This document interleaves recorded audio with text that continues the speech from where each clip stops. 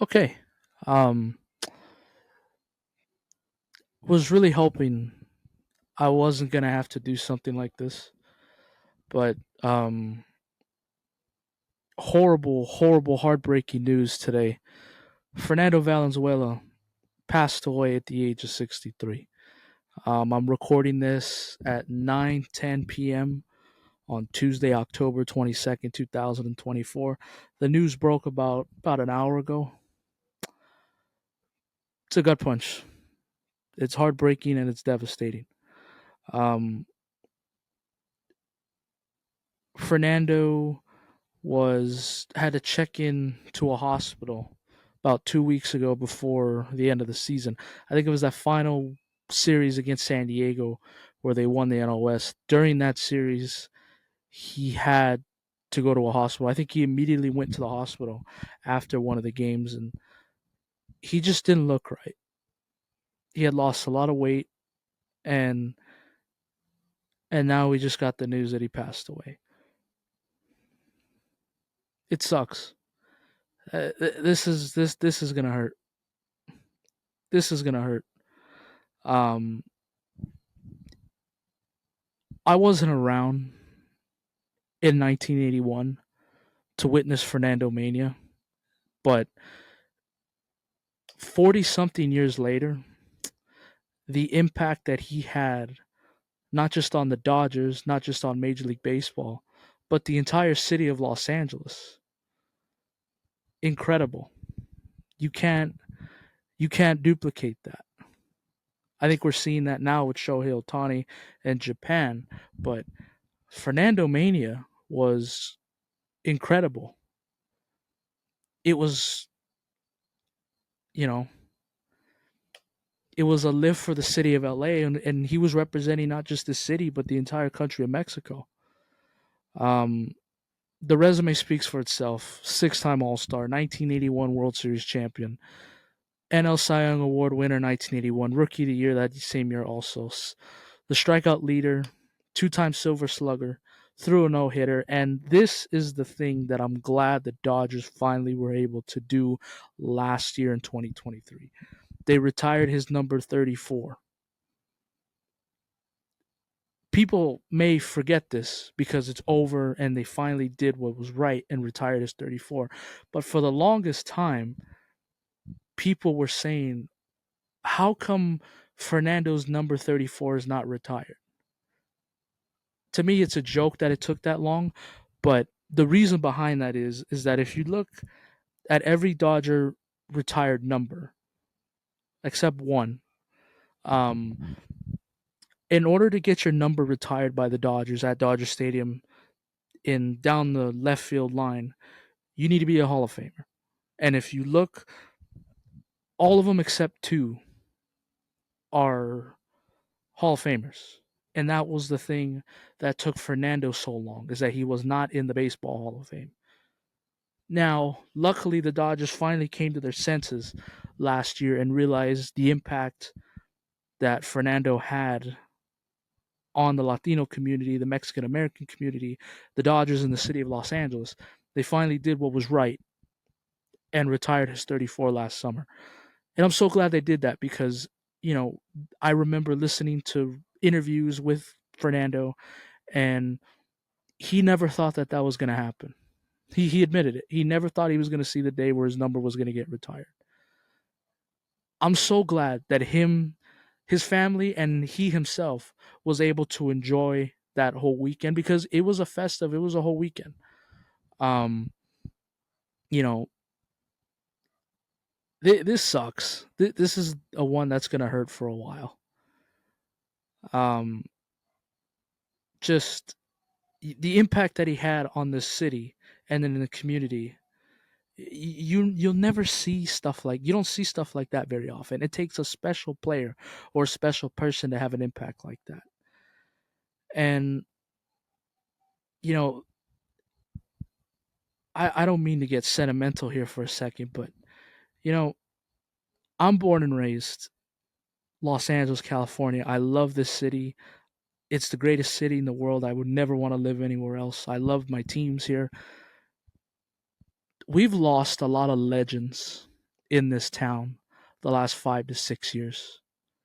You know, this is non baseball related, but Kobe in 2020, Fernando in 2021, Vince Scully passed away in 2022, and now we take another hit here with Fernando.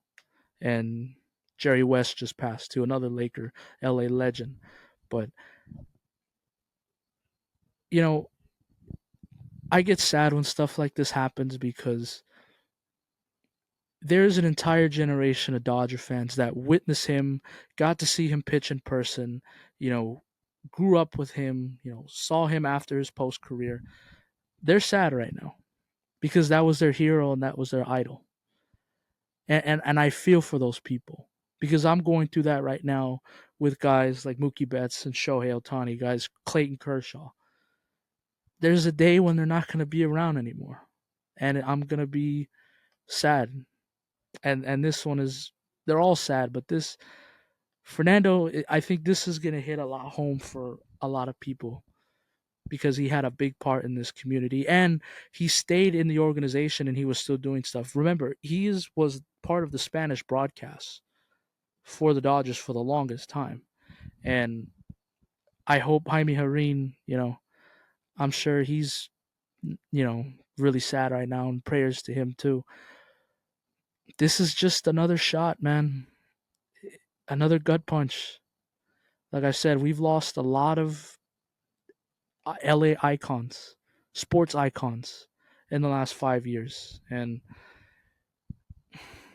it's gonna be sad and it's gonna suck not having Fernando at Dodger Stadium anymore. Because like I said, even 40 years later, anytime any Dodger fan, particularly people who saw him, he was like a god to them. He could do no wrong.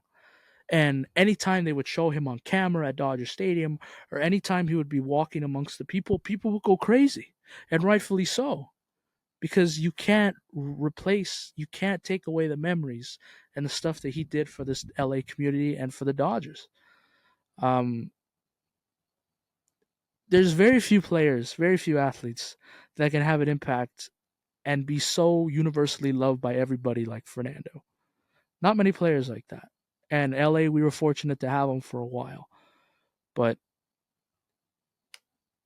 prayers to his family, thoughts and prayers to the Valenzuela family, to the Dodgers, because they lost one of their own. We've lost another alumni today, and this one was a big one, you know. But um, I know it's way too early. It might be way too early for this, and I'm starting to see fans do this already. And I know, right now a baseball game just doesn't seem like something we should worry about right now. We should keep our thoughts with the Valenzuela family tonight, and prayers and all that. But if there's ever an even more of a reason for the Dodgers to close this thing out in the World Series against the Yankees, win for Fernando. Might be too early to say that, but I'm already seeing it on social media. And I have this cool rally towel here. I'm going to do the best I can to try and see it, to show it in the camera. But if you can see it, it says, if you have a sombrero, throw it to the sky. And that was a famous call by Vince Scully after Fernando threw his no-hitter on June 29th, 1990. These were given, I believe, 2 years ago in the postseason against the Padres in the NLDS. I know it's completely short notice, but I think the Dodgers should do the best they can to maybe try and make more of these, because Dodger Stadium is going to have heavy hearts on Friday. And Major League Baseball said they're going to honor him. I'm sure the Dodgers are going to honor him on Friday with a moment of silence and a little tribute and all that. But um, it's a gut punch. There's no other way around it. It sucks, man. 63 years old, and Fernando was one of those guys that you always thought that he was going to live forever. He was almost like a superhero, like superheroes don't die, they live forever. And and Fernando was, I hope and I'm sure he did, but he was loved by everybody in the Los Angeles community, Dodgers, all of Mexico. That's a legend, man. We throw that term a lot. We throw the term legend around a lot, but Fernando is a real true legend. He is. Took an entire city by storm, and he may be gone, but Fernando Media is going to last forever. And I'm sure in the next coming days, you're going to hear that from teammates. You're going to hear that from fans. Again, it's one of the things as a Dodgers fan that I wish I got to experience, Fernando Mania, because I'm 22. Obviously, I wasn't born in that time. I was born in 2002, so Fernando was already way beyond past his playing days by then. But um, just another Dodger legend that's unfortunately not going to be able to see anymore at the ballpark. It's unfortunate. It's sad. It sucks, but we should just be happy and grateful that he was here with us when we had him. And I just hope he knows that every Dodger fan, you know, we all loved him. And I'm so glad that the Dodgers were able to show him the highest honor you can have in this organization by getting your number retired with the greats like Sandy Koufax and Tommy Lasorda and Vince Scully, guys like that, who are true icons and true legends to this franchise. I'm glad Fernando got to witness that. I can't say that enough because we've seen instances in other sports where, unfortunately, the player doesn't get to enjoy their Hall of Fame induction ceremony or their number retirement because they're just not there and the organization waited too long. It's a sad day. Dodger Stadium's going to be filled with heavy hearts on Friday. For the fans that are going, I'm going to be wearing my Fernando shirt now under my work shirt on Friday. But, you know, this is just adding to the list of things of why I hope the Dodgers finish the job here.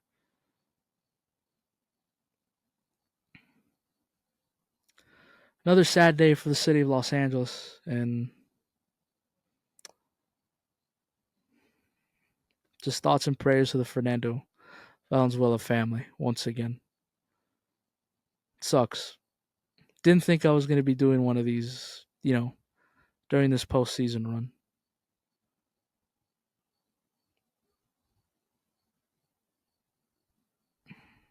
It sucks.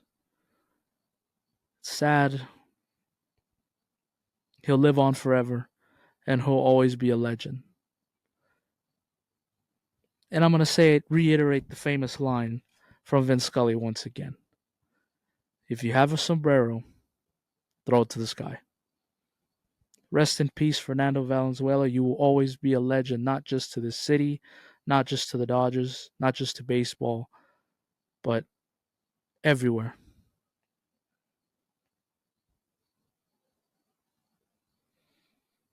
See you in 2 days. Adios.